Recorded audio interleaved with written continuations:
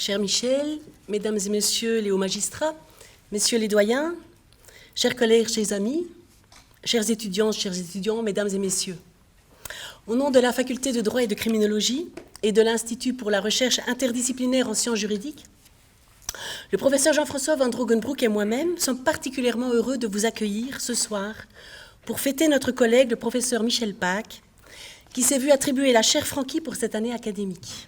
Nous remercions aussi vivement la Fondation Franqui à cet égard. Dans un instant, les professeurs Charles Hubert Born et David Renders, ses deux parrains, se succéderont pour évoquer la personne et le parcours du professeur Pâques. Viendra ensuite le temps de la leçon inaugurale que notre collègue a choisi d'intituler « Entre géométrie et finesse, le droit administratif réducteur et créateur d'incertitudes ». Le président de l'Institut, Jean-François Van Drogenbroek, clôturera ensuite la cérémonie en vous invitant à la réception que la faculté et l'Institut ont organisée en l'honneur du professeur Pâques. Auparavant, nous souhaitons remercier celles et ceux qui ont œuvré pour la mise sur pied de ce bel événement et aussi des 5 leçons à venir, en tout particulier Madame Magali Dupont, gestionnaire administrative au pôle de droit public. Nous tenons également à remercier la faculté de droit de l'Université de Liège pour le précieux concours qu'elle a bien voulu nous apporter dans l'organisation de cette manifestation. L'importante présence des amis liégeois qui se sont déplacés ce soir depuis la Cité Ardente témoigne de leur soutien appuyé au professeur Pâques, mais aussi des belles collaborations développées depuis longtemps entre nos facultés. Nos facultés sont en effet unies par des liens professionnels et amicaux forts, en droit public comme dans les autres domaines du droit. Ce sont ces beaux liens que nous sommes très heureux de célébrer également aujourd'hui. Une communauté scientifique repose notamment sur le respect mutuel et les collaborations collectives ou individuelles croisées. L'ensemble contribue à la richesse de nos missions universitaires, des missions que nous ne pouvons pas réaliser les uns sans les autres, car notre métier est d'échanger, de dialoguer, de construire ensemble la science du droit et de former les juristes de demain. Dès lors, merci à vous, cher professeur Pâques, à vous également, chers collègues et amis, pour ces belles collaborations constructives. Ce soir, c'est également une discipline du droit qui est mise à l'honneur, parmi toutes celles qui existent et qui font cet ensemble que représentent la faculté et l'Institut. Il s'agit du droit public, et plus particulièrement du droit administratif. C'est aussi sous son prisme le droit de l'environnement, de l'urbanisme et du cadre de vie. Une discipline particulièrement vaste et sans doute aussi perçue comme technique et ardue, par l'étudiant, mais par nombre de juristes confirmés également. Le droit administratif a toujours été très dignement représenté par l'école de droit de Liège. Qu'il nous soit permis de rappeler qu'avant le professeur Pâques, il y a eu le professeur Lowal, ici présent, à qui la faculté de droit et de criminologie de l'UCLouvain souhaite aussi dire à quel point il compte dans l'excellence des relations professionnelles et humaines que nos facultés entretiennent dans cette belle discipline. Et puisque nous parlons de la famille universitaire du professeur Pâques, nous souhaitons aussi saluer la professeure Anne-Laurence Durviot, le professeur Michel Delnoy et le professeur Jean-Claude Skolsem, présents également ce soir. L'école de Liège en droit administratif s'est aussi constituée d'autres personnalités illustres, telles Jacques Dambourg et auparavant André Buchenbach. Le professeur Pâques s'inscrit incontestablement dans cette grande et belle lignée, et à travers lui, c'est la riche école de Liège que nous sommes heureux de mettre à l'honneur ce soir. Enfin, le doyen Pâques est le fondateur d'un pôle de recherche dynamique à Liège, sur les thématiques du droit du cadre de vie et du droit public immobilier. Il a su créer autour de lui une équipe de chercheurs et d'académiques de haut niveau, qui aujourd'hui compte parmi les meilleurs spécialistes du droit public et pénal de l'urbanisme et de l'environnement. La collaboration entre le CERES de l'UCLouvain et cette équipe remonte aux années 80 et à l'amitié indéfectible entre le professeur Francis Aumont et le professeur Pâques. La famille du professeur Pâques, ce n'est pas seulement sa famille universitaire, c'est aussi, et peut-être même surtout, celle qui l'entoure, chaleureuse, aimante et fière de lui. 3 enfants, Florence, Simon et Mathilde, présents ici, soyez les grands bienvenus, de même que son épouse Anne, qui est une excellente juriste, elle aussi, avocate au barreau de Liège, polyglotte, plaidant régulièrement à Eupen. Merci à vous d'avoir accompagné votre cher époux, votre cher père, pour cette belle leçon inaugurale, et pour les 5 autres leçons, et surtout pour toutes les heures qu'il consacre en acceptant ce cadeau qu'en réalité nous nous sommes faits à nous-mêmes en le recevant au titre de la chaire Franqui. Car, cher professeur Pâques, la vérité est bien ainsi.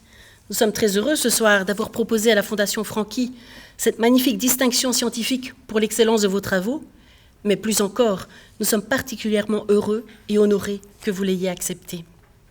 Je cède à présent la parole au professeur Charles Huberborn et David Renders pour évoquer votre personne et votre parcours. Merci.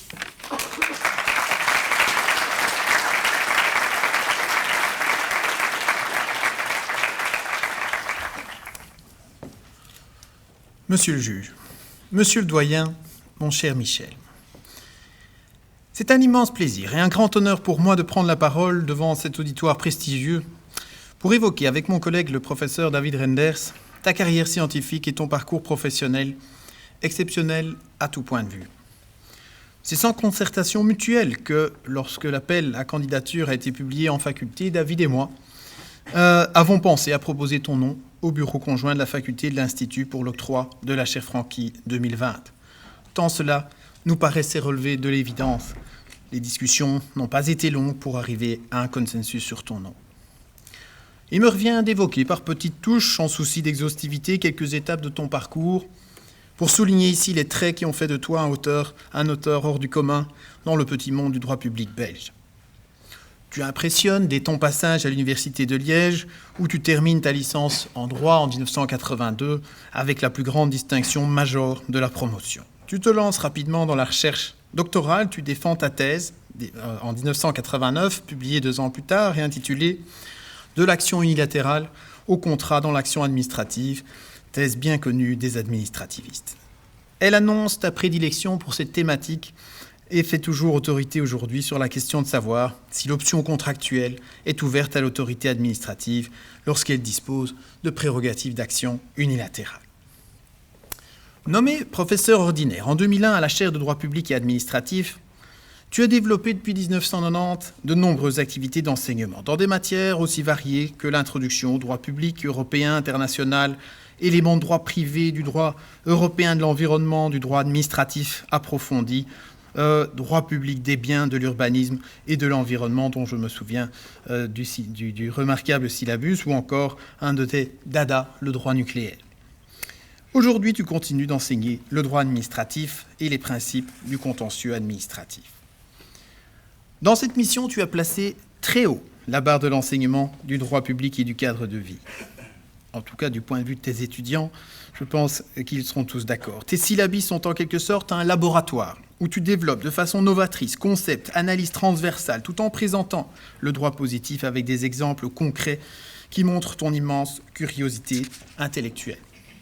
Ces écrits deviennent d'ailleurs souvent des précis remarqués, comme tes 15 leçons de droit public élémentaire, ton droit wallon de l'urbanisme coécrit avec Madame Vercheval, ou encore tes récents principes du contentieux administratif. Et on annonce également un précis de droit administratif général. Mais ton statut d'académique ne te suffit pas, il te faut entrer dans le concret. Lorsque 2 de tes assistants ou assistantes, je ne les citerai pas, t'annoncent vouloir effectuer leur stage d'avocat, tu te prends à vouloir t'inscrire toi-même au tableau pour pouvoir goûter en vrai la substance du droit public. On me souffle que la perspective de te retrouver à 40 ans sur les bancs des cours CAPA avec des jeunes avocats t'en dissuade finalement. Qu'à cela ne tienne, en 2008, tu passes de l'autre côté du miroir. Tu es nommé conseiller d'État à la 13e chambre compétente dans les matières du cadre de vie. C'est alors que, non content d'influencer le juge par ta doctrine, voilà que tu peux directement la distiller avec tes qualités de persuasion et ta force de travail dans la jurisprudence de la section du contentieux administratif. C'est ainsi que se fixe, progressivement, la subtile jurisprudence du Conseil d'État sur la motivation des dérogations urbanistiques, tentant de concilier avec finesse les conceptions classiques sur la dérogation avec l'intention du législateur wallon de les rendre plus flexibles. De même, concomitamment à ton passage à la 13e, s'élabore avec 1000 nuances l'actuelle jurisprudence de notre haute juridiction administrative sur les relations, longtemps indifférentes, entre droit civil et droit de l'urbanisme, pour affirmer la possibilité, voire l'obligation pour l'autorité compétente de tenir compte, à l'occasion de la délivrance d'un permis des litiges de droit civil dont elle aurait connaissance au nom du bon aménagement des lieux. Ton passage marquera aussi les avocats, peu habitués aux questions précises que tu leur poses, écoutant avec attention leurs réponses tremblantes. Après 10 années, te voilà nommé juge à la Cour constitutionnelle. Tu y exerces désormais les fonctions de juge, bien placé autour de la grande table ovale de la salle des délibérés, tout près de la fenêtre, place Royale. et de participer aux arrêts de la Cour dans les matières qui te sont chères. Pour ne citer qu'un exemple, tu as participé à la rédaction du récent arrêt numéro 2020-34 du 5 mars 2020 qui annule, suite à une décision retentissante de la Cour de justice, la loi du 28 juin 2015 prolongeant la durée de vie des centrales nucléaires de Doel 1 et Doel 2 pour non-réalisation d'une évaluation des incidences, cette décision impliquant nécessairement des travaux de modernisation. Un retour aux sources en somme. Mais ce qui t'est le plus cher reste la recherche scientifique et l'écriture. C'est cette œuvre remarquable qui nous a conduit à te décerner cette chaire Francqui. Passant avec aisance d'une discipline à l'autre, droit administratif, droit constitutionnel, droit des biens, droit notarial, droit international, droit européen, tu étudies en profondeur l'action administrative en te focalisant sur des thématiques du cadre de vie, avec un faible pour le risque et la précaution, la planification, l'autorisation administrative, les liens entre urbanisme, environnement et autres polices du cadre de vie, les instruments de la politique foncière. Tu adores les questions les plus complexes, comme l'effet direct des directives en droit européen. Tu proposes d'ailleurs une typologie de l'effet direct que nombre d'auteurs ont reprise aujourd'hui. La définition du lotissement, la hiérarchie des plans, leur flexibilité, l'articulation entre les polices. Sujet ô combien passionnant. Les liens entre droit civil et urbanisme ou la nature des quotas d'échange, des échanges de quotas de CO2.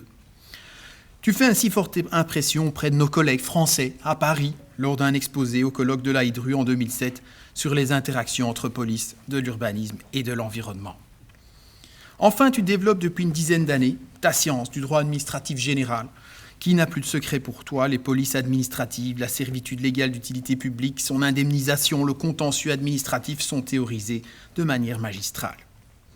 Ta force est de réussir à conceptualiser, tout en restant pédagogue, à maîtriser parfaitement le droit positif tout en t'élevant pour en restituer la substance et les lignes de force. L'on connaît ton style classique, inimitable, au vocabulaire choisi, au sens de la nuance, à la précision d'orfèvre, avec un sens très maîtrisé de la formule. Alors cette œuvre ne s'est évidemment pas faite sans aide documentaire. Après ta nomination comme professeur, tu t'entoures rapidement d'une équipe de brillants assistants et assistantes qui, élevés à bonne école, sont aujourd'hui eux-mêmes des références dans le domaine du cadre de vie, du droit du cadre de vie. Je ne citerai ici, et que personne ne se vexe, que Michel Desnois, professeur, Nathalie Van Damme, Sylviane Leprince, avocate, Cécile Vercheval, substitut du procureur du roi, ou encore Luc Donnet, conseiller d'État. Alors très exigeant, tu les formes à la veille scientifique et au traitement de l'information, à une époque où n'existent que les fiches Bristol et la photocopieuse. Ô dur vendredi après-midi passé à copier et coller des centaines de fiches pour monsieur le doyen. Tu conçois même un meuble sur mesure pour les classer, hanté par la peur du tas mort, ce tas d'articles et de décisions qui, lorsqu'il n'est plus alimenté en permanence, perd selon toi tout intérêt. L'excellence a un prix, voyez-vous. Tu es aussi un promoteur apprécié, bien que strict, sachant corriger au feutre rouge les quelques égarements formels de tes chercheurs. Tes mandats de doyen sont certes une belle expérience, mais une plaie pour ta recherche. Tu te rends compte qu'avec cette fonction, tu as reçu gratuitement un second agenda. Pour conclure, je me plais à souligner ici ta compréhension intime des rouages de l'État, dans ses biens, dans son action, dans sa relation avec les administrés, avec le territoire. Dans ton œuvre foisonnante, ta contribution à la jurisprudence, on peut au fond pointer ce qui me semble, à titre strictement personnel, être une certaine constante dans ta pensée, à savoir, j'espère ne pas te trahir, Michel, un profond respect pour l'institution étatique et pour l'action de son administration, qui t'amène, c'est vrai, à identifier de façon bienveillante mais rigoureuse ses faiblesses, mais aussi à proposer des solutions pragmatiques, veillant toujours à préserver l'indispensable marge d'appréciation discrétionnaire de l'autorité publique dans sa mission difficile de satisfaire l'intérêt général.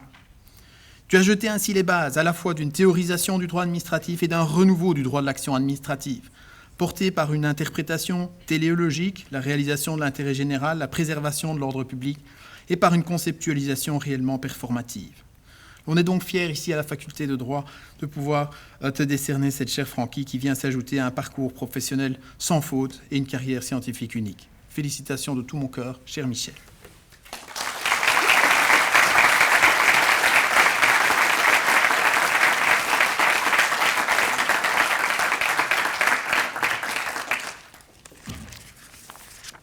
Mesdames, Messieurs, si Michel Pâques est le palmarès scientifique exemplaire qui vient de nous être retracé, un Michel Pâques peut en cacher un autre.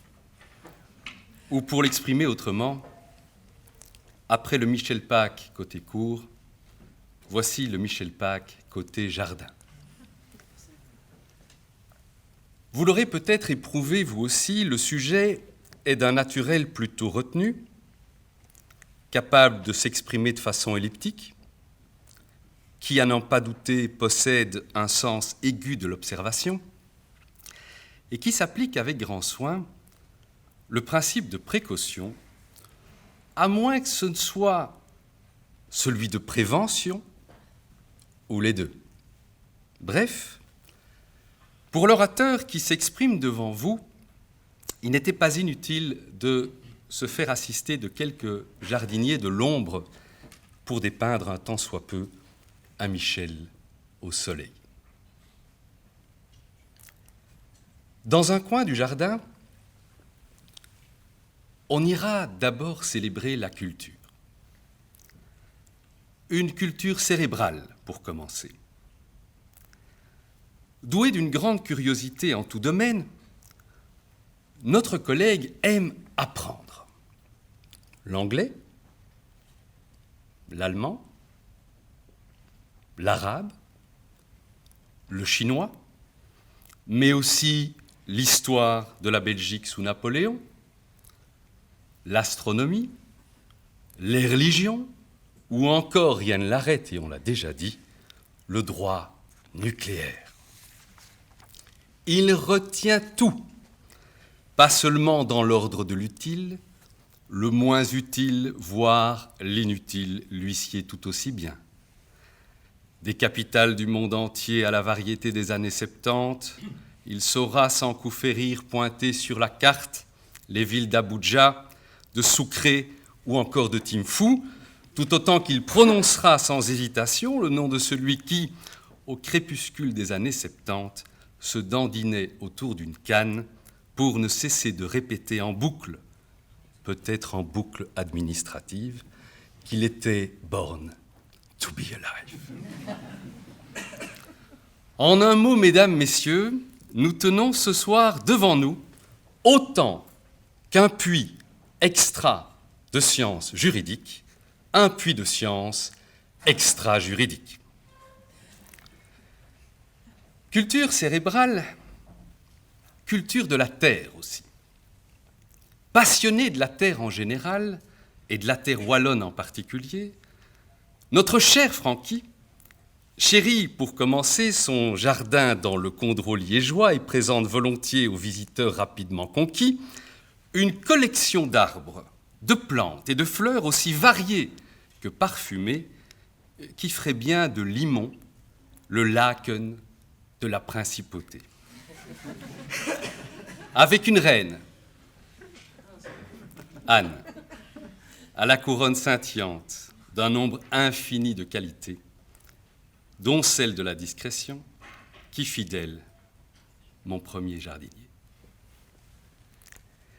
Mais il arrive à Michel de quitter le jardin pour se balader alors, à pied, car il aime arpenter nos forêts, tout autant qu'admirer nos paysages dans la brume, juste après la pluie, et humer la terre, cette terre qui travaillait, cette terre qui sillonnait, méritant, y compris par le droit, qu'on la respecte.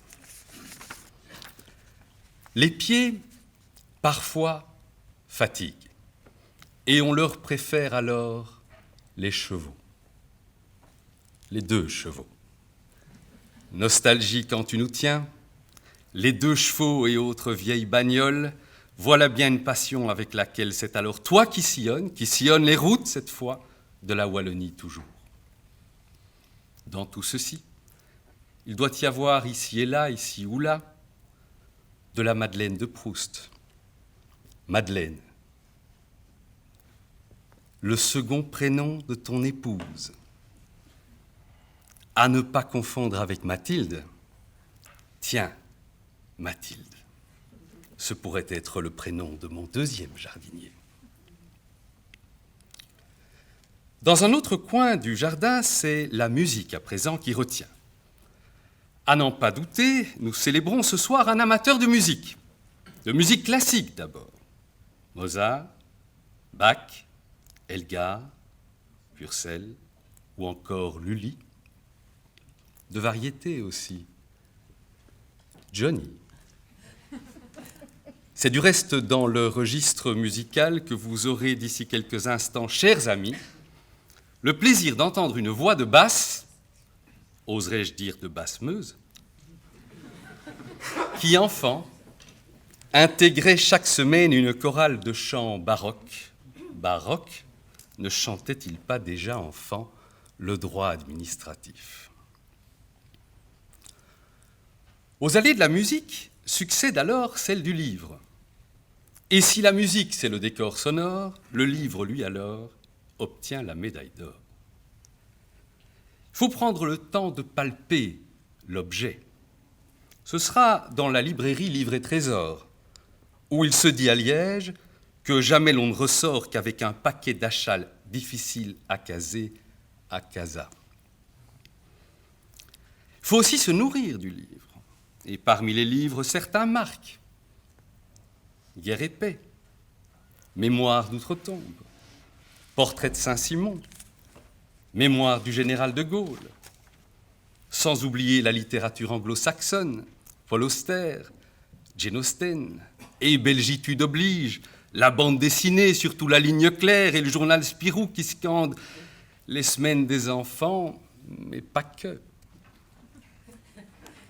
Puis, c'est bien connu, le soir venu, le livre en dort, avec sur la table de chevet 3 ou 4 volumes trônant en permanence, à consommer selon l'humeur et l'état de fatigue ou de concentration. Guerre et paix, Outre-tombe, Charles de Gaulle, Paul Auster, Jane Austen, Ligne claire, Saint-Simon, Simon. Et voici qu'apparaît mon 3e jardinier. Il est, cher Michel, des jardins si riches qu'on n'en fait guère le tour en l'espace de quelques minutes, et c'est ce qu'on m'a donné. Alors, quand on est titulaire d'un permis poids lourd, au sens propre comme au sens figuré, quand on s'éclate au whist et à la belote depuis l'enfance, quand on est doué d'une habileté manuelle étonnante pour le dessin, pour le bricolage ou encore pour l'électricité, quand on pratique volontiers l'humour et la contrepétrie, quand, comme Churchill, on est cigars, whisky, no sport, quand on aime l'élégance taillée sur mesure et qu'on ne refuse pas de porter la cravate le week-end, quand on convainc la maison Larcier de marier sur une couverture les principes de contentieux administratif avec l'éléphant Elmer, quand on est aussi fan d'Oldelaf que du festin de Babette, quand on aime les contes d'Éric Rohmer autant que l'anglais VO d'Emma Thompson, quand on ne dit jamais non au grand vin de Bourgogne, quand on est intègre et à l'écoute sincère de son interlocuteur, quand on a le bon goût d'appeler sa fille aînée Florence, quand on croit à la responsabilisation de l'individu, quand on est fier de sa famille, sa plus belle réalisation, on pourrait bien être cet homme, assis devant moi, assis près de vous, né le 2 juin 1959, originaire de Visé, peut-être même Visé la Lune, professeur ordinaire puis extraordinaire, ça ne s'invente pas, doyen, redoyen, conseiller d'État, juge à la Cour constitutionnelle, de la Basse-Meuse à Louvain-la-Neuve, en passant par Liège, Bruxelles, et tant d'autres villes que tu pointerais sur le champ, sur la carte. Jamais toutefois aussi vite que Florence. Florence, un nom qui sonne comme un prénom, le prénom de celle qui, tu l'auras compris, aura été mon 4e jardinier de l'ombre, à qui je dis, autant qu'aux autres, merci. À ton tour, Michel, à toi le soleil. Et bravo déjà.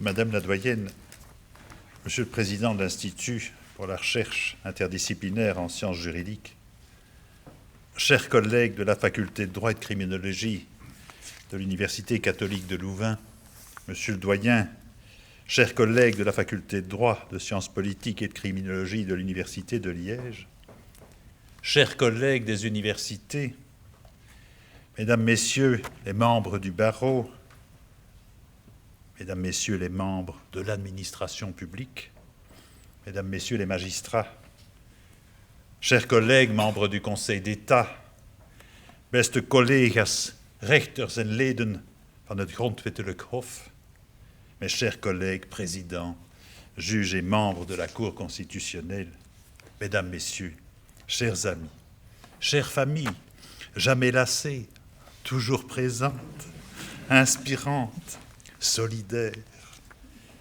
chers étudiants, quel honneur, quel honneur.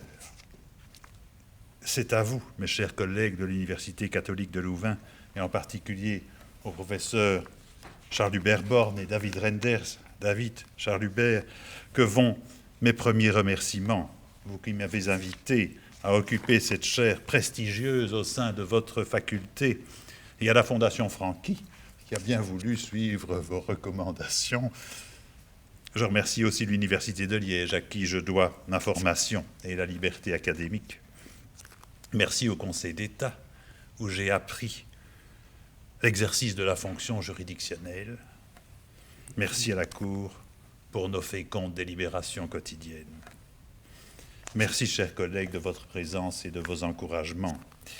Les liens que j'ai pu nouer avec la faculté de droit de Louvain sont forts. Depuis une première invitation du professeur Delperré à un séminaire où parlaient les jeunes chercheurs, les rencontres furent nombreuses. Celle de Francis Aumont en 1985, qui fut la cause de tant de bons moments. De colloques, de cours, d'ouvrages, de droit de l'urbanisme, de l'environnement, de création et de travaux d'associations nationales, internationales, de réseaux. Jusqu'au doctorat, du professeur Jans, du professeur Charles Hubert Born, qui dirige aujourd'hui la belle revue Aménagement. J'ai eu la chance aussi d'échanger des idées avec Diane Déhomme, Robert Andersen, Henri Simonin, Françoise Lurquin. Le professeur David Renders m'a souvent invité dans les murs de cette université à débattre des plus passionnants sujets du droit administratif et du contentieux, à les approfondir, et surtout, en un mot, avec Charles Hubert, à faire mieux ensemble, et de manière si conviviale. Vous l'avez entendu, cette amitié, elle est dans chaque mot de cette présentation qui comble d'aise, qui fait rougir, mais qui met à présent au défi. Mesdames, Messieurs, dans l'Évangile selon saint Matthieu, Jésus préconise l'abandon à la providence. Ne vous inquiétez donc pas du lendemain, car demain prendra soin de lui-même. Et il ajoute mystérieusement, à chaque jour suffit sa peine. Dans cette grande et ancienne maison qui m'accueille, je ne ferai pas comme ce cordonnier maladroit qui avait voulu parler d'autre chose que de la chaussure. Je ne sais pas donc si ce message du Christ préconise l'acceptation de l'incertitude, ou s'il constitue déjà une manière de la contrarier par la foi, ce qui est peut-être le véritable enjeu du verset. Mais s'il fallait établir que l'être humain se préoccupe d'incertitude, cette source fondamentale est la preuve qu'il le fait depuis longtemps. Certains s'en accommodent, d'autres cherchent à la combattre. La recherche scientifique tente à déplacer les frontières de l'incertitude, car la loi scientifique cherche à percer les secrets de la nature, à découvrir ses lois. Elle est seulement découverte par l'homme. Elle est antérieure à lui. Elle n'avait pas besoin de sa curiosité active pour exister. Cette loi scientifique est une loi de vérité, faite de causes et d'effets inéluctablement enchaînés. La proposition scientifique est falsifiable, écrit Popper. Quand la cause est là, la conséquence se produit, chaque fois, toujours, tant qu'on peut le vérifier. Et en effet, je puis faire devant vous une nouvelle application particulière de la loi de Newton en lâchant mon stylo. Ce n'est pas nécessaire, nous savons tous qu'il va tomber. L'inconnu n'est que l'étendue du dommage. Aucun dans le meilleur des cas, mais peut-être la destruction de la chose jusqu'au déplaisir de la donatrice non négligeable. L'incertitude dans les conduites humaines est sans doute un des premiers objets du droit. Et parmi les instruments du droit, il y a la loi, mot commun au droit et à la science, mais qui ne renvoie pas à la même chose. En droit, la loi a besoin de l'homme pour exister. Par elle, il construit un devoir-être et l'existence de cette loi ne suffit pas à garantir son application.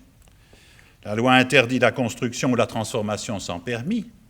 Pourtant, il y a des maisons bien confortables qui ont été construites sans permis et qui tiennent debout sans qu'on s'inquiète de leur fragilité juridique, sans que le contrevenant soit poursuivi. Et puis, il suffit d'une majorité au Parlement pour changer le code, pour qu'il ne faille plus de permis ou pour absoudre les négligents. L'effet de cette loi n'est donc pas aussi inéluctable que la chute de mon stylo. Dans le monde du droit, l'existence de la loi ne suffit pas à créer la certitude de son application. En outre, et nous entrons dans le vif du sujet, la connaissance ou la clarté de la loi sont parfois insuffisantes pour bien savoir à quoi s'en tenir. La loi change ou peut changer, ce qui est une autre cause d'incertitude. Et finalement, si la sanction survient, il arrive encore qu'on soit bien surpris quand même. Je voudrais faire avec vous quelques observations sur la certitude que peut procurer le droit administratif et les difficultés qui se rencontrent à son sujet sans non plus les hypertrophier. Voici quelques scènes de la vie quotidienne pour commencer. En 1972, Étienne de Kock, que beaucoup ici connaissent par le nom, était inspecteur de police de la ville de Courtrai. En dehors de ses fonctions, il s'est livré à la réparation de machines à sous, dites jackpot. Placé dans certains cafés de la région, il est intervenu dans une affaire purement privée de vente à tempérament d'un téléviseur. Il était en civil. A-t-il fait valoir sa qualité d'inspecteur de police ? L'arrêt du Conseil d'État que j'ai pu lire rapporte qu'il n'a pas abusé de cette qualité. A-t-il invité le débiteur à payer ? Sans doute, l'arrêt ne donne pas de détails. Mais le Conseil communal estime que ces faits constituent des manquements. Il entend Étienne de Kock, puis décide de prononcer la peine disciplinaire la plus lourde, la révocation. Étienne de Kock exerce sans succès un recours à la députation permanente, puis au roi, et finalement il demande l'annulation de sa révocation au Conseil d'État. Au moins deux questions se posent qui nous mettent immédiatement aux prises avec l'incertitude. Est-ce que ces faits relèvent bien de la discipline ? Il faut lire l'article 3 du statut communal du personnel qui établit que les membres de ce personnel doivent, tant dans le service que dans leur vie privée, éviter tout ce qui pourrait porter atteinte à la dignité des fonctions ou à la confiance du public. Est-ce si clair ? Et en second lieu, si la réponse est affirmative, est-ce que le Conseil communal pouvait choisir la révocation, alors qu'il a à sa disposition toute une gamme de sanctions, le rappel à l'ordre, la suspension, la rétrogradation ? Quittons Courtrai pour Aubange. Depuis 1971, une ligne électrique à haute tension relie Aubange à Esch, au Grand-Duché. En 1998, la société CPTE souhaite poser une deuxième ligne sur les pylônes existants, ce qu'on appelle un deuxième terne, car une ligne, c'est 3 câbles. Ce sont des travaux techniques pour lesquels il faut un permis de bâtir. Aujourd'hui, on dirait permis d'urbanisme, et qu'il faille un permis n'est pas en question. Dans sa demande, la société doit donner des précisions sur les effets des travaux, sur l'environnement et la santé. Et elle explique que depuis 1971, des lotissements ont été créés de part et d'autre de la ligne, que les pylônes sont hauts, qu'il ne faudra pas couper d'arbres. Et en réponse à des questions types du formulaire de demande, elle ajoute que l'impact des nouveaux câbles sera sans incidence sur le cadre bâti, non bâti, qu'il n'y a pas d'école ou d'hôpital dans le voisinage. Et le permis est délivré. Madame Venter demande au Conseil d'État la suspension du permis. Elle explique qu'elle habite sous la ligne, qu'on n'a pas pris en compte sa situation. CPT et l'administration s'empressent de dire que ce n'était pas nécessaire. Ce deuxième terme n'aura aucun impact sur elle. L'incidence paysagère existe déjà, les pylônes sont en bon état, toutes les prescriptions techniques sont respectées. Quant à un risque pour la santé de l'exposition aux ondes électromagnétiques, émises par le nouveau terme, la littérature scientifique n'établit à ce moment aucune preuve de l'effet délétère d'une ligne à haute tension. Et le point n'est même pas contesté. Ce que dit Mme Venter, c'est qu'il y a des risques encore incertains et qu'il faut les prendre en considération. L'administration répond à Mme Venter que le permis d'urbanisme est là pour les faits certains et les risques établis, et qu'on ne peut donc rien reprocher à CPT ni à l'autorité. Ce qui me semble conforme à ce qui était admis jusque-là. Mais le Conseil d'État va pourtant accueillir l'argument de Mme Venter et suspendre le permis. Il crée par voie jurisprudentielle l'obligation nouvelle de tenir compte du risque incertain, c'est-à-dire, et ce sont ces mots, celui dont la réalité même est controversée dans les milieux médicaux. Le Conseil d'État ne veut pas trancher une controverse scientifique, dit-il encore, mais il juge que si le risque pour la santé n'est pas établi avec certitude, il ne peut non plus être exclu, même si les règles techniques sont respectées. Conclusion, l'administration devait le prendre en compte. Pour en tirer quelles conséquences ? Mystère. La conclusion est que l'administration a eu tort de ne pas tenir compte de l'exposition de Mme Vester à ce risque, et le permis est suspendu. Cet arrêt Venter de 1999 fait entrer le principe de précaution dans le droit belge.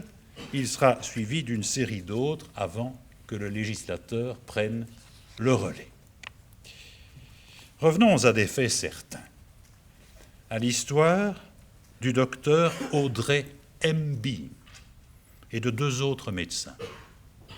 Ils sont tous trois titulaires d'un diplôme qui n'est pas délivré par un pays de l'Union européenne. Et ils n'ont pas la possibilité d'exercer la médecine en Belgique, sur la base de leur diplôme. Ils demandent à faire une spécialisation en Belgique et le service de gynécologie du professeur Nisol à Liège est prêt à les accueillir tous les trois. Au cours de cette spécialisation, ils devront poser des actes médicaux. Et pour le faire légalement, une dispense partielle de diplôme est possible par arrêté royal.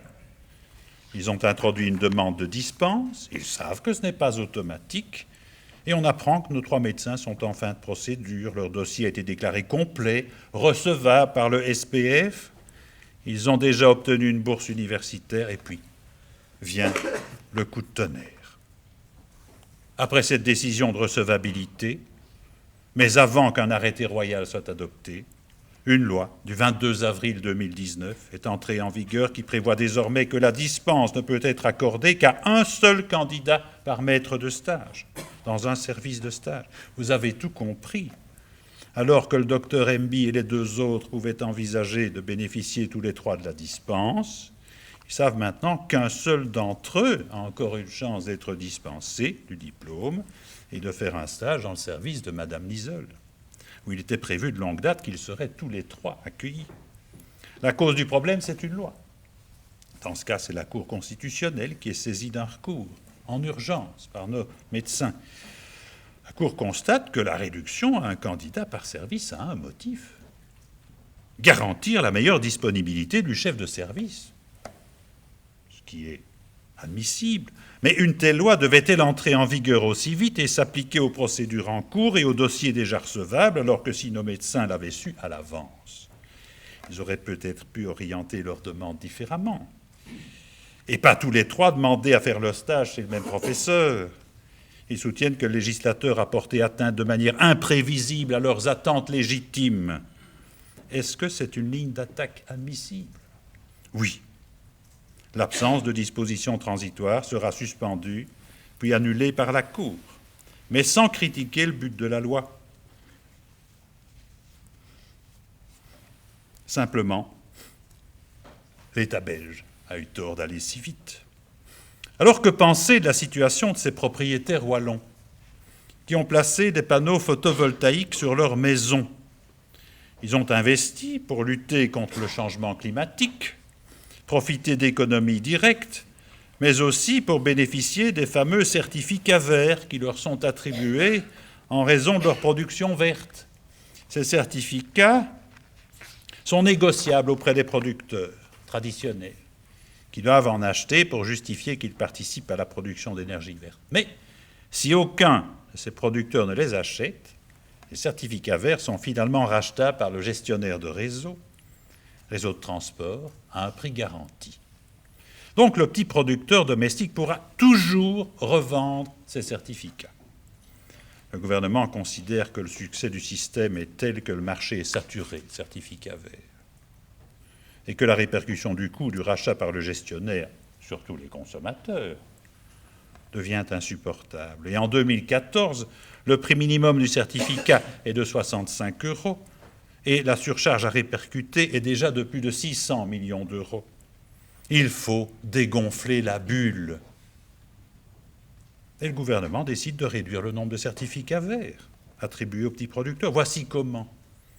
Le premier règlement leur permettait de recevoir des certificats pendant 15 ans, à partir de 2008, c'est-à-dire jusqu'en 2023. En 2014, le nouveau règlement décide que cette période est ramenée à 10 ans.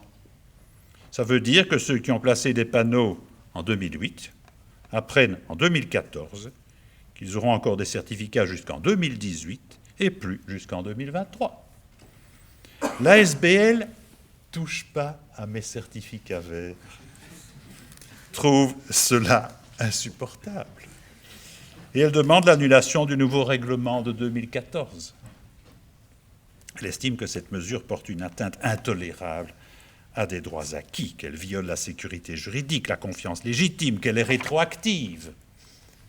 Que faut-il penser de ce raisonnement? Le Conseil d'État rejette le recours. Le nouveau règlement qui modifie une situation en cours n'est pas rétroactif. Il n'y a pas de droits acquis. Il y avait bien des espérances légitimes. En effet, concède le juge, mais les règlements sont modifiables par principe. Et le gouvernement wallon a pu mettre en balance les espérances légitimes, la nécessité du changement, qu'il a bien expliqué dans les développements qui précèdent son arrêté de 2014. Le dégonflage est régulier. Pendant ce temps-là, à Moucron, et c'est ma dernière histoire, la société Cora avait obtenu en 2007 un permis pour la construction et l'exploitation d'un centre commercial dans la zone d'activité économique mixte du Quevaucamp, sur une superficie de 77 hectares. Cette zone d'activité économique mixte est issue d'une modification d'un plan de secteur fait en 1993, 25 ans plus tôt. Plusieurs riverains ne veulent pas de ce grand magasin et leur avocat a bien étudié son affaire. Il a observé que le projet de l'arrêté du gouvernement wallon qui a adopté cette modification du plan 1993 n'a pas été soumis en son temps à l'avis du Conseil d'État, alors que cette consultation était obligatoire. Vice d'ordre public, dit-on. En examinant le recours contre le permis, en 2008, le Conseil d'État doit écarter cet arrêté illégal qui donne son motif à ce permis. C'est l'effet de l'article 159 de la Constitution, bien connu depuis 1831. Une fois cet arrêté écarté par le juge, c'est comme si la modification illégale du plan n'avait pas eu lieu. On est donc resté en zone agricole comme avant la modification de 1993. Et tout le monde sait qu'en zone agricole, le permis d'un supermarché ne peut pas être délivré. CQFD, voilà notre permis bien plombé. La suspension ou l'annulation s'impose. Ce n'est pas un cas isolé, ce n'est pas le pire. Dans une autre affaire, à la Hulpe, c'est un défaut de motivation lors de l'adoption du plan en 1979 qui a justifié l'annulation d'un permis délivré en 2007 pour le centre FedEx. Mesdames, Messieurs, les incertitudes juridiques dont je viens de vous proposer quelques illustrations simples se présentent souvent de manière plus complexe, comme certaines applications de la confiance légitime dans le droit fiscal européen qu'a dû faire récemment la Cour de cassation. Ces incertitudes prennent plusieurs formes. Vous l'avez bien vu, l'incertitude tient au contenu du droit, incertain dans De Cock, en évolution dans Venter, où un nouveau sens de la loi et de nouvelles obligations sont affirmés par le juge lui-même. L'incertitude vient du changement de la loi ou du règlement dans l'affaire des certificats verts ou dans le cas des médecins. Elle vient aussi de l'effet domino de l'illégalité d'un motif de droit ancien mais capital, comme dans la modification du plan de secteur subie par Cora. Peut-on s'opposer utilement à ces situations en demandant plus de prévisibilité ou en invoquant la sécurité juridique? Cette sécurité juridique, on le sent bien, c'est à la fois un état, un objectif, un argument. L'idée est ancienne, on lui donne des fondements en droit romain, où on discerne un principe de certitude, savoir à l'avance, un principe de constance, ne pas changer. Et par un enchaînement de principes, la sécurité juridique et la confiance légitime sont devenues des composantes nécessaires de l'état de droit. Cette conception de l'État soumis à des règles, conception bien théorisée par le constitutionnalisme allemand, conception de l'État qui fait partie aujourd'hui des éléments structurants de l'Europe des droits de l'homme et de celle de l'Union. Pour nous aider à mieux comprendre de quoi on peut parler en utilisant ces mots, je vous propose d'avoir recours à deux conceptions différentes de la sécurité juridique que M. Van Meerbeek a mise en évidence dans sa thèse de doctorat, au terme d'une longue analyse. La première conception de la sécurité juridique est qualifiée par lui de cartésienne. Elle est imprégnée de scientisme et de raison, basée d'abord sur l'observation que la connaissance des lois de la science permet de connaître les causes et les conséquences. Se produit ensuite un transfert du monde de la science à la matière juridique, un glissement au terme duquel on en arrive à considérer que la maîtrise des causes légales permet de prévoir les conséquences légales. C'est la théorie de la certitude légale qui donne en français sécurité juridique. Seconde conception, fondée sur une logique fiduciaire, liée aux théories du contrat social, au droit subjectif. En démocratie, l'individu fait confiance à l'autorité en investissant du pouvoir et celle-ci doit ensuite respecter la confiance. La conception fiduciaire porte à protéger les espérances légitimes que le sujet de droit peut placer dans la règle au moment où il agit. La première conception cartésienne est plutôt objective, question d'organisation du système, service du pouvoir, accessoirement de l'individu. La seconde, fiduciaire, plutôt subjective, au bénéfice de l'administré. La logique cartésienne est aussi une arme de pouvoir. Elle permet de légitimer un régime politique en dissimulant les options idéologiques de ses règles derrière l'apparence scientifique de leur caractère inéluctable. On fait passer la loi qui établit l'héritage ou qui le supprime pour une loi aussi implacable que celle qui fait tomber mon stylo. Cette conception cartésienne permet à l'administration, aux juges, de faire croire que ce qu'ils énoncent s'imposait nécessairement, que la loi l'avait voulu. Sous le nimbe de la rigueur scientifique, la révocation d'Étienne de Cock deviendrait aussi nécessaire que la chute des corps. La théorie cartésienne de la sécurité juridique est donc scientifique et mécaniste. J'ai trouvé une analyse comparable chez Alain Suppiot, auteur de La gouvernance par les nombres. Il évoque la représentation de l'homme-machine qui conduit chez Hobbes à la conception mécanique de l'État léviathan. Si je me réfère à Pascal, dont une pensée n'est pas étrangère au titre de cette leçon, c'est une conception du droit qui fait essentiellement appel à l'esprit de géométrie. Si j'ouvre l'esprit des lois, c'est la théorie du juge bouche de la loi, celui dont la puissance de juger est nulle, qui n'ajoute rien en jugeant. Cette conception est aussi la base du syllogisme judiciaire. C'est encore celle qui permettrait le plus aisément la justice électronique dans l'ère du temps. La dépendance du juge, qui est présentée aussi comme une condition indispensable de l'état de droit, n'est d'ailleurs pas en phase avec ce projet mécaniste, mais, soit dit en passant, avec la conception fiduciaire de la sécurité juridique, là, on est moins mécaniste. On pourrait dire qu'on gère les applications par objectif. On voit qu'un pouvoir d'appréciation concret peut être délégué à l'administration, qu'il est canalisable. Ces deux logiques, mesdames et messieurs, continuent d'être agissantes dans la pensée et dans l'action juridique contemporaine. On évoque quotidiennement la sécurité juridique, les espérances légitimes, tout en concédant qu'elles ne sont pas absolues. Mais quelle est alors leur place dans notre droit ? La première question est de savoir même si elles ont une existence spécifique. Ainsi, le président Michel Anotio pose la question de savoir si le juge fait jamais autre chose que veiller à la sécurité juridique. Et ce qu'il y a de spécifique à invoquer devant lui la sécurité juridique. Pourtant, la sécurité juridique et la confiance reçoivent bien une fonction spécifique. Elles sont invoquées non seulement pour déplorer, par contraste, certains traits du système qui les mettraient en péril, mais elles accèdent aussi au rang de source autonome du droit pour justifier ou pour contrarier certaines interventions normatives, administratives ou juridictionnelles.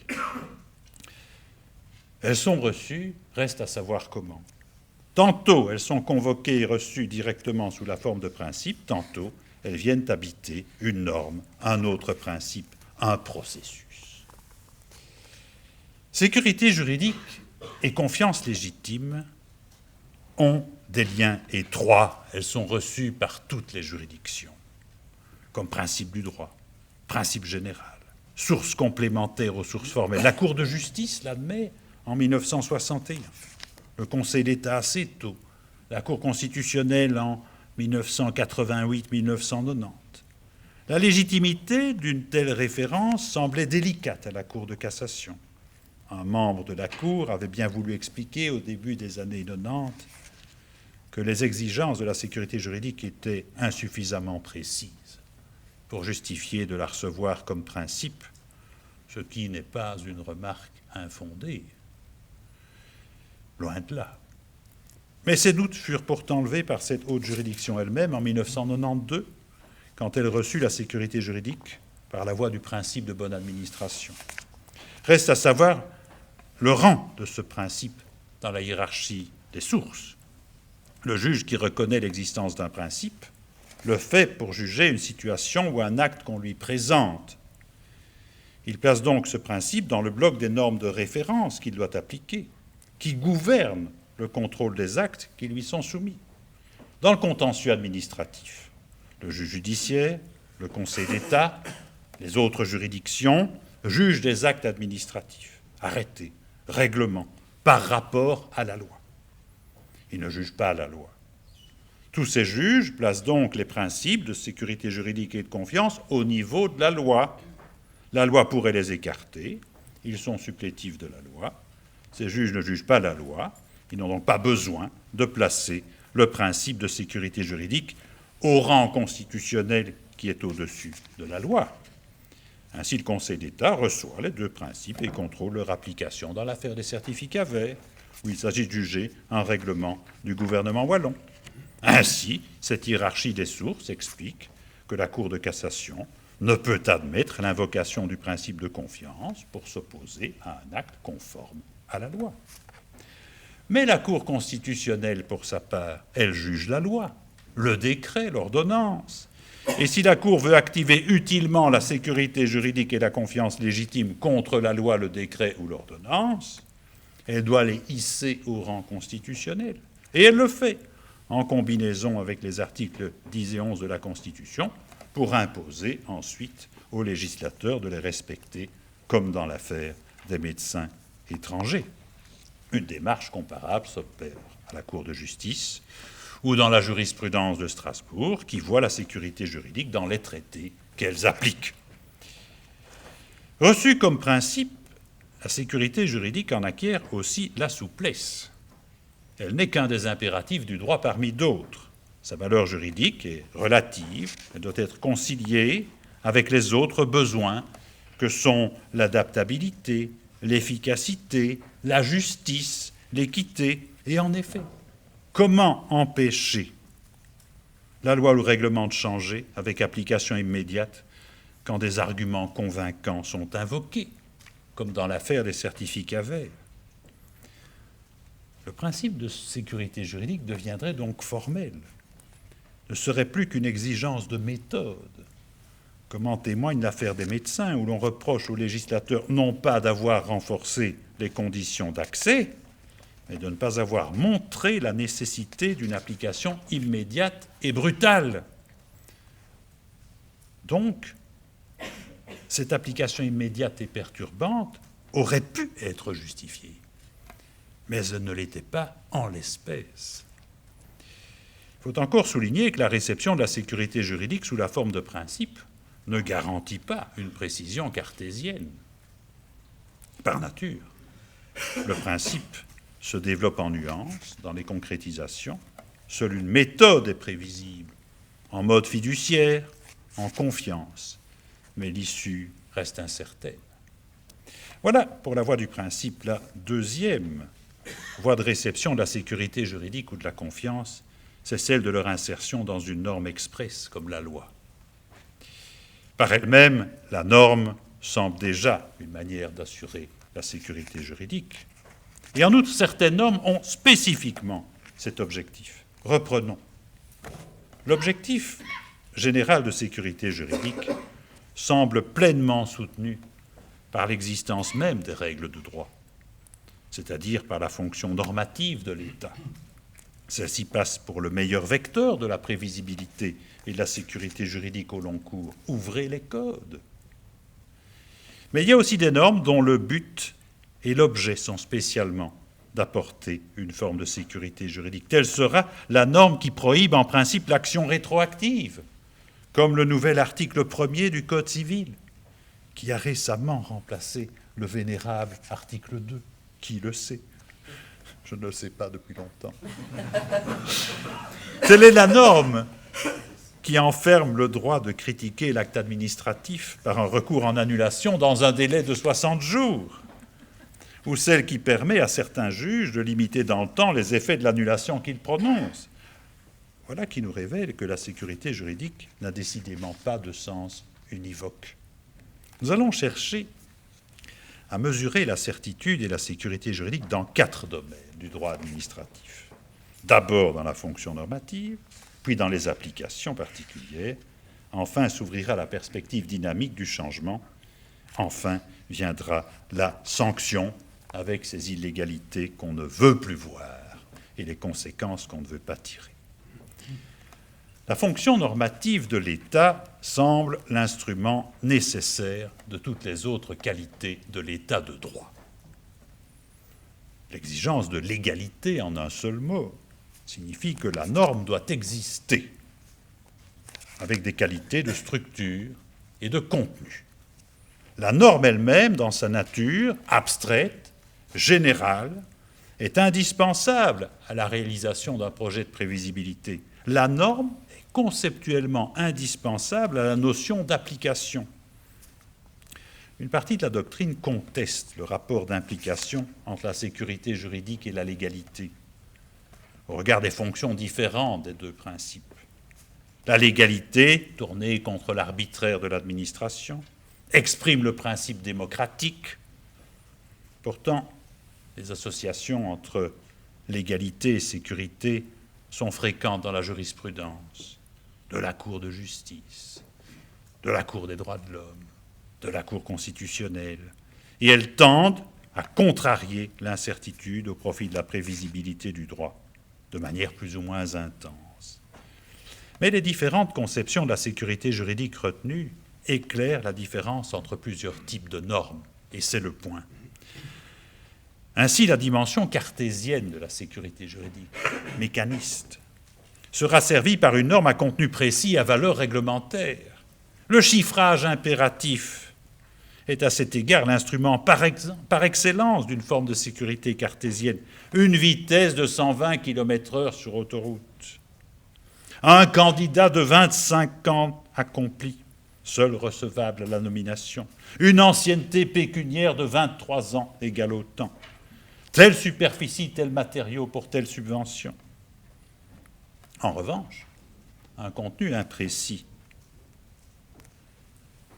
La norme standard nous éloigne de la certitude scientifique pour nous faire entrer dans le monde de l'appréciation, la vitesse adaptée aux circonstances, l'agent de haute valeur administrative comme condition de recrutement, la dignité des fonctions dans l'affaire de Koch, le bon aménagement des lieux, les bonnes circonstances urbanistiques locales en droit wallon.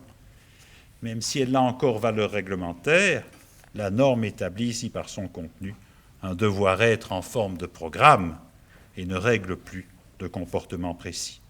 La possibilité de déroger à la règle précise révèle à nouveau la présence d'une autre finalité que le projet cartésien. Pour exercer l'art médical, il faut le diplôme, sauf dérogation. Pour être licite, la dérogation doit être permise par l'auteur de la norme. Il s'agit alors de permettre l'adaptation de la règle au cas. On verra qu'il y a même des normes à valeur indicative où le législateur installe officiellement le projet de l'ajustement permanent de la décision particulière à l'objectif de la norme. Dans toutes ces situations normatives non cartésiennes, on attend alors de l'auteur de la fonction normative un processus de décision qui maintienne la confiance. La confiance implique ici la prise en compte de la conséquence constatée a posteriori et in concreto. Faut-il dispenser de diplôme tel médecin étranger qui a tel CV? C'est bien différent de la vision scientiste et cartésienne qui ne fait qu'envisager la conséquence a priori et in abstracto. Il faut un diplôme pour exercer la médecine. Concept imprécis. Habilitation à la dérogation. Valeur indicative traduisent donc un projet normatif moins cartésien, plus conséquentialiste, fondé sur la réalité des choses au moment de l'appréciation, de l'application.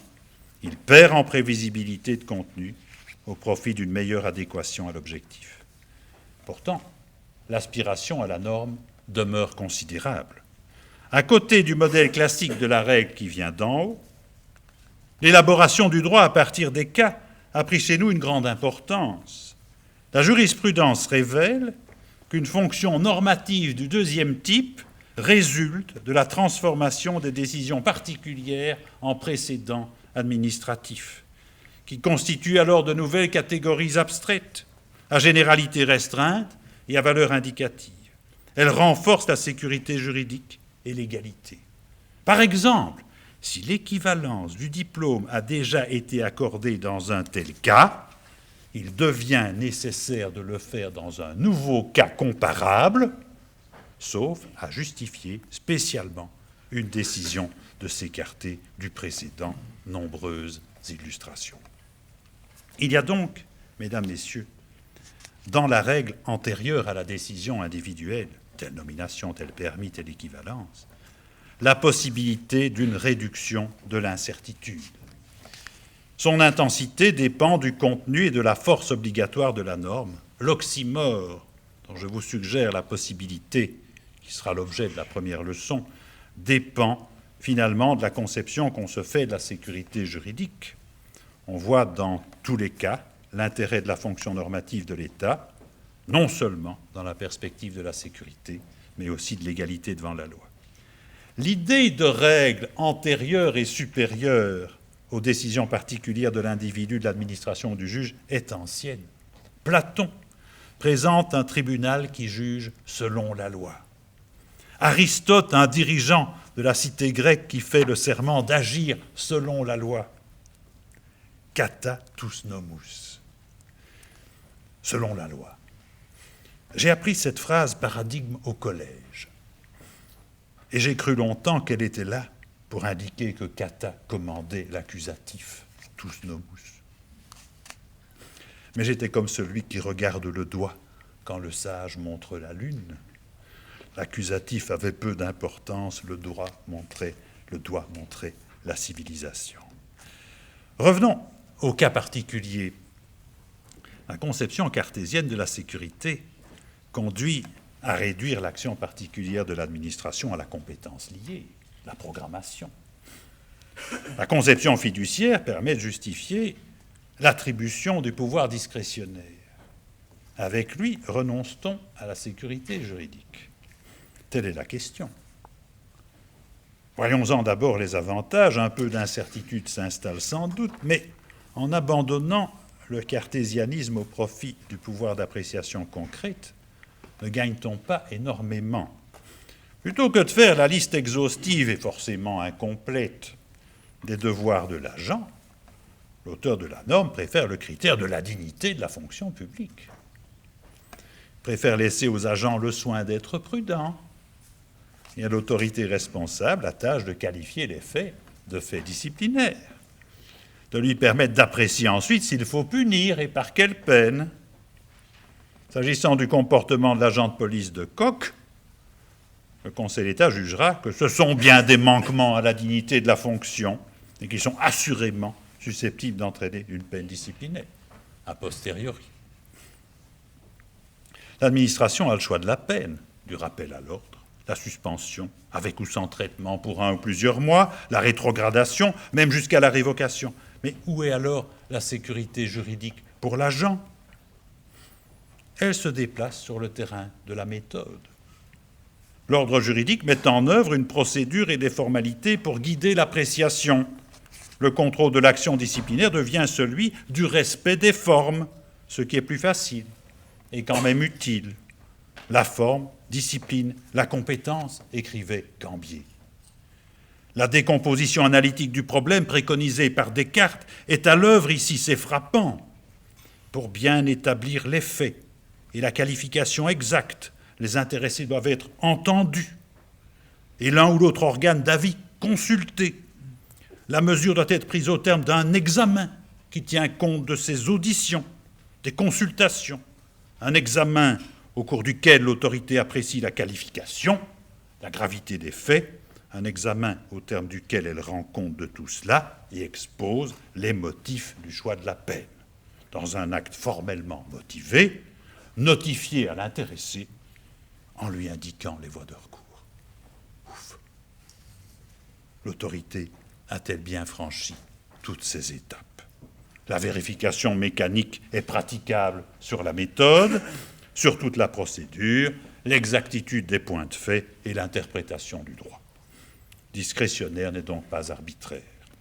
Loin de là. Cependant, cette vérification par le juge s'arrête au seuil de l'appréciation de gravité, de nécessité, de fixation de l'importance de la peine. On pénètre ici dans le cœur de l'appréciation discrétionnaire. Cette appréciation irréductible à toute prévision, conforme à la sécurité juridique cartésienne, et en même temps réfractaire au contrôle du juge. La séparation des pouvoirs empêche le juge de la réviser. L'opportunité de la sanction est une affaire de pure politique, confiée à une autorité désignée pour ça. Dans l'affaire de Koch, c'est le conseil communal. Et pourvu que cette appréciation soit exprimée légalement, le juge ne la censure pas.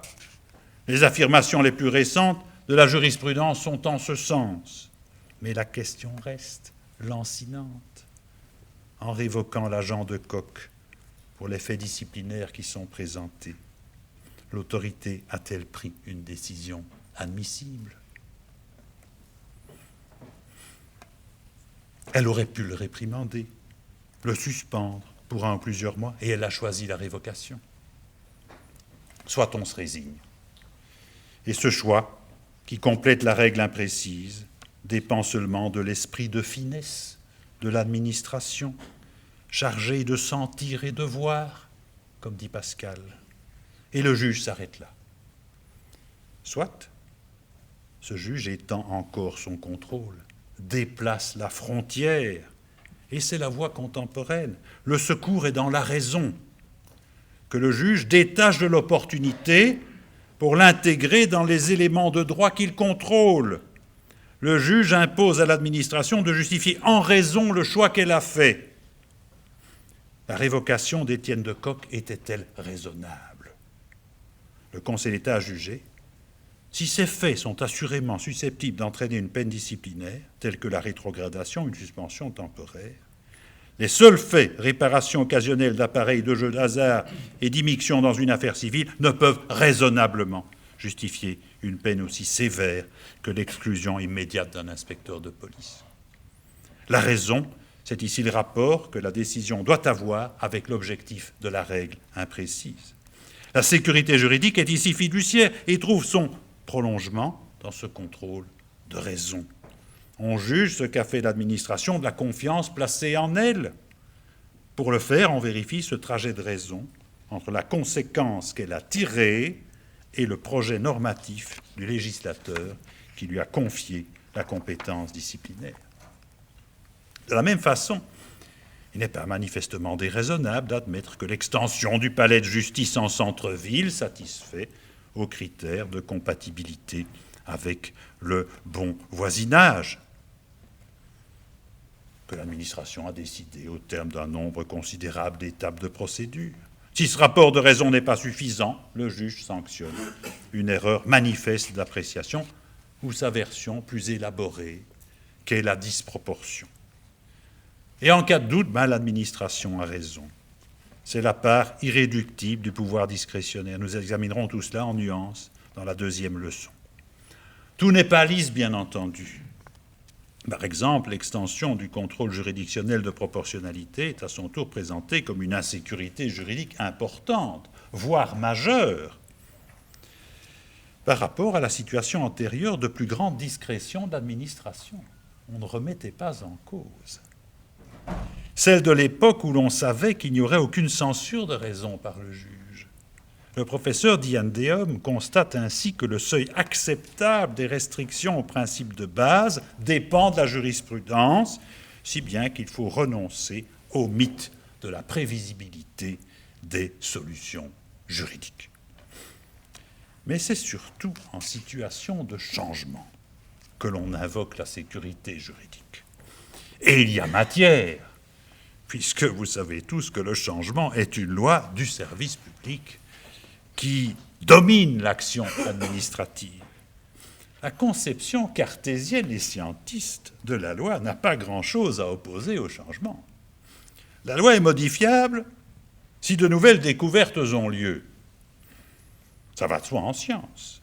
Copernic et Galilée découvrent que la Terre tourne autour du Soleil et mettent au rencard l'ancienne règle du géocentrisme, après quelques douloureuses réticences sur la réalité du fait, il est vrai, mais l'observation impose la nouvelle loi de l'héliocentrisme, pour le passé comme pour l'avenir. En droit, la conception cartésienne dira que le nouvel objectif de la loi ou de la règle rend la modification nécessaire. La nouvelle loi est présumée meilleure, et elle s'applique désormais à tous les cas. La sécurité juridique de cette conception mécaniste ne règle que l'application de la loi.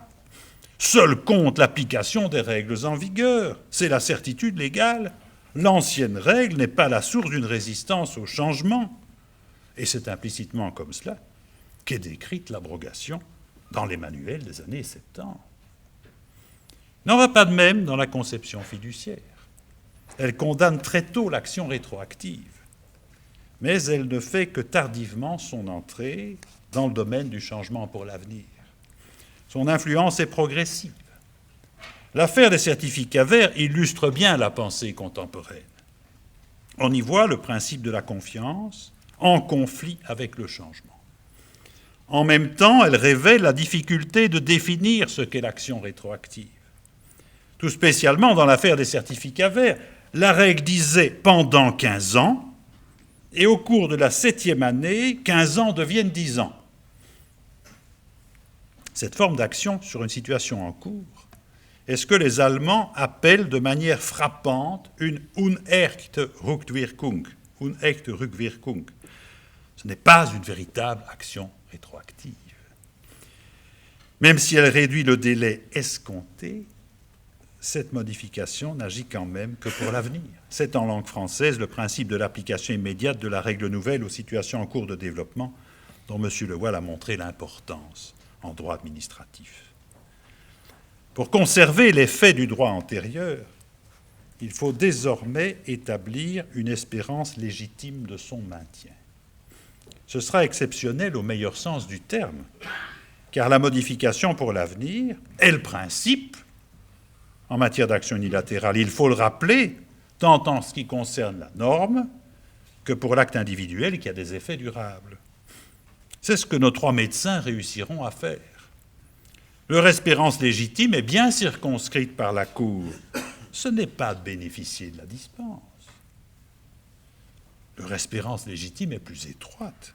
Elle porte seulement sur le maintien d'une procédure qui permet de dispenser plus d'un candidat par maître de stage. Pour le passé, c'est le contraire. Le principe, c'est la sécurité. Et le changement a besoin d'une justification pour s'imposer contre l'interdiction de la rétroactivité. La justification à fournir par l'administration vient d'autres principes. La continuité du service public, l'habilitation de la loi. Et les situations illégales sont grandes pourvoyeuses d'actions rétroactives. L'annulation juridictionnelle et le retrait sont parmi les plus connus. Nous touchons ici à la sanction. La sanction s'inscrit dans le fil de la norme. Son éventualité ou sa survenance en garantissent le respect. Il y a dans la sanction une forme de sécurité juridique, tant cartésienne que fiduciaire.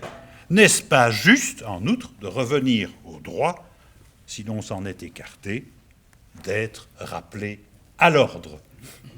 Et en même temps, la perspective de la sanction, notamment par l'annulation, est une épée de Damoclès, suspendue au-dessus de situations établies. C'est une incertitude que l'ordre juridique peut vouloir dissiper. Il n'est pas rare qu'il cherche à combattre cette incertitude en invoquant la sécurité juridique, en créant toutes sortes de moyens de limiter la sanction de l'illégalité ou de l'inconstitutionnalité, et parfois de manière inconstante. Ainsi, en droit belge, la voie de contestation directe de l'acte administratif, la mieux connue, est celle du recours en annulation devant le Conseil d'État, qu'on a vu dans plusieurs exemples. Elle est fermée après 60 jours par un délai d'ordre public. C'est assez clair, même si le point de départ est parfois difficile à fixer. En revanche, la voie incidente de l'exception d'illégalité réglée à l'article 159 de la Constitution vise les mêmes actes administratifs et peut être accueilli par toute juridiction sans limitation de délai, comme la critique incidente du plan de secteur dans l'affaire Cora, qui permet de sanctionner une illégalité de 25 ans d'âge à l'occasion d'un recours direct contre un permis tout frais. Il en va de même de la critique incidente de constitutionnalité de la loi devant la Cour constitutionnelle par la voie d'une question préjudicielle. Il n'y a pas de délai, et des lois très anciennes peuvent être mises sur la sellette alors que le délai de recours direct est en principe de 6 mois. Ces sanctions peuvent à leur tour être jugées inadéquates, excessives au regard à nouveau de la sécurité juridique. Des moyens sont alors mis en œuvre pour réduire ou neutraliser les effets de la sanction prononcée, par voie principale ou incidente. Par exemple, La loi permet à la Cour constitutionnelle et au Conseil d'État de limiter les conséquences de l'annulation qu'ils prononcent. Ils peuvent ainsi exclure la rétroactivité et même prolonger les effets de l'acte provisoirement pour l'avenir après son annulation. Le motif de la sécurité juridique constitue un des meilleurs motifs, une des justifications les plus fréquentes du maintien. Ainsi, je vais donner un exemple. Quand la Cour annule le décret wallon qui impose le sceau d'indexation des loyers, elle décide d'en maintenir les effets pour un certain temps afin d'éviter de créer une insécurité juridique ou des difficultés financières pour les locataires concernés. La sécurité juridique peut ainsi à la fois justifier la sanction, son écartement par un délai ou sa neutralisation par le juge. C'est donc que plusieurs conceptions de la sécurité juridique sont tour à tour mobilisées pour procurer des solutions qui se contredisent ou se complètent. L'idée de la sanction de l'illégalité relève par certains aspects de la conception légaliste et cartésienne, se rattache aussi à la conception fiduciaire, la confiance placée dans l'ordre juridique. Mais l'aménagement de la sanction révèle une dernière conception de la sécurité juridique, réaliste, conséquentialiste, dont le projet n'est plus de sanctionner le devoir-être qui était a priori dans la norme. Il ne s'agit plus de tirer les conséquences de la violation de la Constitution ou de la loi, mais de voir si la sanction a, au moment où elle survient, des conséquences admissibles dans l'environnement où elle se produit. Alors, cette dernière manière de voir les choses est à l'œuvre depuis longtemps. La prescription, le délai de recours ne sont pas des inventions neuves. La période contemporaine accentue ce type de fermeture de la sanction. 2 exemples. On assiste à l'officialisation légale, chez nous, du contrôle de l'intérêt aux moyens devant le Conseil d'État. Et 2e exemple, depuis 2018, une jurisprudence normative restreint en France la possibilité de faire valoir tardivement, par voie d'exception, des critiques de forme d'un acte réglementaire. Ce serait donner à ces illégalités, tenez-vous bien, voici les mots de Madame Bretonneau, maître des requêtes, ce serait donner à ces illégalités une seconde session inadéquate. Ces conclusions ont convaincu le Conseil d'État, mais pas toute la doctrine. Les avocats de la société Cora auraient été ravis d'entendre la douceur d'un tel discours. Mais on n'en est pas encore là chez nous, où l'auberge du 159 ne ferme jamais. Sauf quand le Conseil d'État a maintenu les effets de l'acte annulé. Dans ce cas, plus aucune exception d'illégalité de cet acte n'est possible. Il faut cependant bien voir que la plupart de ces modes de fermeture traditionnels sont réglés par anticipation et fonctionnent in abstracto. Au contraire, l'habilitation à maintenir les effets exprime pour sa part une préférence nouvelle de l'ordre juridique pour l'appréciation concrète des conséquences de l'annulation. Elle consacre la reconnaissance au juge d'un pouvoir de décider concrètement ce qui convient. Pour certains, ce conséquentialisme concret introduit dans le raisonnement des considérations non juridiques. Il me semble que la permission de la loi rend ces considérations très juridiques, mais elle transforme le syllogisme de base. La grande prémisse n'est plus celle qu'on croyait. Il s'ensuit que les idées de justice et de stabilité s'affrontent dans un contexte où la prévisibilité du résultat n'est plus un objectif. Il est temps de conclure en forme d'ouverture. Le droit est l'art du bon et de l'équitable. Ius est ars boni et aequi, selon l'élégante définition de Cels, ajoutait notre professeur de droit romain, en la présentant avec tant de justesse aux étudiants de la première candidature dont j'étais.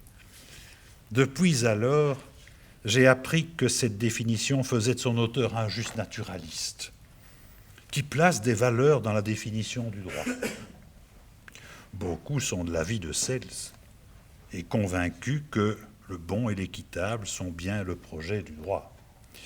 Tous savent aussi que le passage de cet idéal aux définitions plus concrètes n'est pas un long fleuve tranquille, Mais en 6 mots latins, l'élégante définition de Cels fait du droit un art, pas une science dont les lois s'appliquent inexorablement, comme celles de la géométrie, de Kepler, de Newton, qui produisent toujours leurs effets, puisque la plume comme le plomb sont attirés par le sol, ici comme en Chine. L'art est un moyen d'obtenir un résultat par l'adresse et l'habileté, pas une science, mais il a ses lois, d'autres lois changeantes, dans le temps, dans l'espace, plus ou moins bien formulées et surtout plus ou moins bien comprises par d'autres que ceux qui les ont faites. La question que je voudrais poser au cours de ces leçons n'est pas directement celle du bon et de l'équitable en droit administratif. C'est une ambition démesurée, déraisonnable. La mienne est beaucoup plus réduite et déjà bien grande. Cette question est finalement celle du lieu et du moment, où l'ordre juridique peut concevoir et dire le bon et l'équitable pour l'administrer. Une conception du droit à la fois continentale, rigide, cartésienne, mais aussi démocratique, placerait ce moment lors de la conception de la norme sur la base de laquelle l'administré règle son comportement avant d'agir.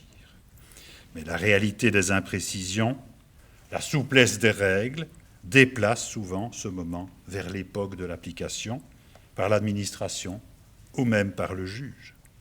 La méthode et la raison sont alors de solides balises qui respectent les rôles de chacun et respectent aussi, reconnaissent leur légitimité. En cas de changement, un arbitrage aura lieu, où la confiance aura sa part et finalement la sanction dépendra de l'importance, concrète ou abstraite, du conséquentialisme admis. Telles sont les aspirations contemporaines de notre droit administratif, entre esprit de géométrie et de raison, avec parfois la touche de finesse qui vient de l'intuition. Merci à vous, chers collègues, qui me donnez l'occasion d'examiner dans de si belles conditions cette vraie question du lieu et du moment. Je vous remercie aussi, mesdames et messieurs, chers étudiants, de votre présence et de votre bonne attention.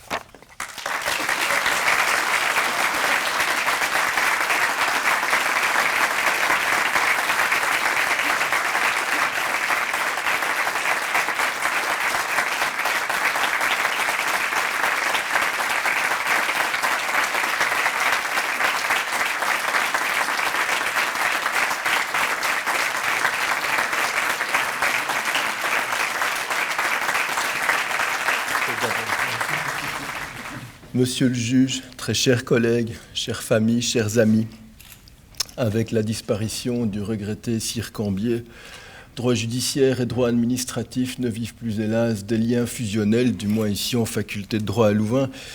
Ce dédoublement, souffrez-le, me rend parfaitement inapte à aborder le registre de la science que vous avez auguré ici en notre compagnie. En revanche, ce dédoublement personnel et fonctionnel amène à un bienfait, celui de la convivialité et de l'amitié entre ces deux matières. Souffrez donc que je m'en tienne au registre de l'amitié quelques instants. Chers amis, je suis heureux et fier d'avoir vécu en votre honneur, monsieur le juge, cher Michel, et en votre éminente compagnie, chers collègues, ce qui pourrait être notre dernière manifestation scientifique de grande ampleur non virtuelle des 4 prochaines semaines. J'en garderai un souvenir particulièrement ému. Valeureux liégeois, valeureux louvanistes et autres, soyez toutes et tous très vivement remerciés pour ces moments de science juridique et de convivialité à la fois conjugués et particulièrement rehaussés. Monsieur le juge, chers amis, cher David, cher Charles Hubert, cher Magali, en coulisses, soyez très vivement remerciés d'avoir, avec la plus grande des finesses, celle du cœur et de l'amitié, pourfendu, bravé les incertitudes qui planaient autour de l'organisation de cette magnifique cérémonie. Je me réjouis que celle-ci n'ait point fait l'objet d'un retrait d'acte. Vous voyez que je m'y mets quand même un peu. Je me réjouis aussi d'avoir vu se densifier en chair et en os la boucle qui vous unit, chers administrativistes, mes chers collègues de toute discipline. Et il me reste à accomplir, à commettre même 2 actes détachables,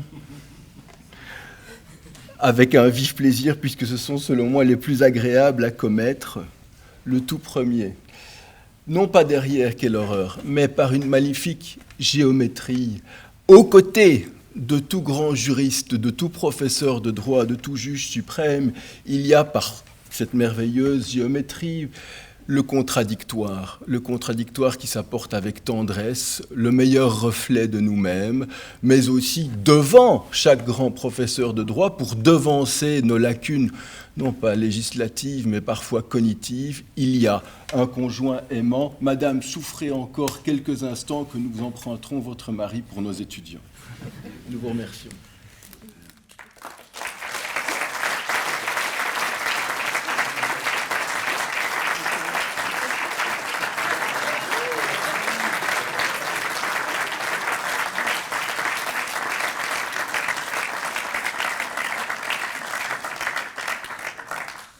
Une dernière bravade, donc.